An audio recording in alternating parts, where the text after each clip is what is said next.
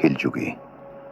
Энэ хорвоо дээр хүн мэдэхгүйгээсээ биш, мэддэг атлаа гаргадаг жижигхэн алдаанаасаа болж амьдралаа сүрүүлэх нь бий. Чимээ энергүүгээр азгуурхнаар амьдралыг ч мөхөөдөг 5 алдааг хизээч битгий гаргаарай. 1-дүгээрт өөрийн хүсэл мөрөөдөл ирээдүйн төлөвлөгөөгөө хаа таарсан газараа хэн хөнгүүд илэлж битгийэр. Төлөвлөгөө гэдэг чимээгүй байдалд бий болдог юм. Ама хам хийсэн завстагийн дордоггүй гэдэг үгийг ямагт санаж яв. Эхлээд хийж бүтээ, үр дүнг нь гарах, түүнийхээ дараа л бусдад хэлж болно. 2-дүгээрт бусдын зовзон зүдгүүр асуудал руу өөрийнхөө хувь заяа мэт толгой нүцгэх нь битгий үсэрч ор.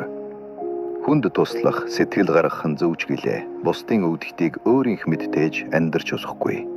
Тэгэхгүй бол нэг л өдөр чи өөрийгөө гээчгсэн, бусдын асуудалд живчгсэн байгаагаа мэдээд харамсах болно. 3-дүгээрт хүн бүртээ хэтэрхий дотносож хэн нэгэнгүүгээр амьдарч чадахгүй мэт битгий дасч нард. Бодно харилцаа бидрэн хүлээс биш юм шүү. Ухаалаг, төлөвсөн харилцаа бидэг бие биесээ хамааралтай байх дээр биш, харин бие биенээ хүндэтгэх дээр тогтдог юм. 4-дүгээрт олж байгаагаасаа илүүг битгий зарцуул.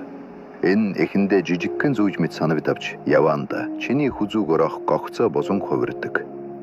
Мөнгө гэдэг эмх цэгцтэй газар тогтдог бид. Боломжоор энгийн амьдр, тэгвэл чи чөлөөтэй амьсгалж чадна. 5-дүгээрт хамгийн чухал нь таарсан хүн бүрээсээ мөнгө бүүзэй. Бас хаа таарсан хүндээ мөнгө битгий зээлүүл. Өөр гэдэг нөхөрлөлийг сүйтгэж, хүндлэлийг өгөөхийн, амар амуусан амьдралыг чинь байнгын сэтгэлийн дарамт тулууж хувираадаг юм.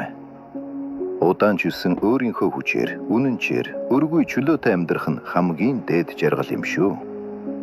Хүсэл мөрөөдлөө нууцалж, сэтгэл зүйн хэл хязгаараа хамгаалж, санхүүгийн сахилга баттай байх нь чамайг энэ хорвоогийн шуурганд үл ганхах хүчирхэг нэгэн болох.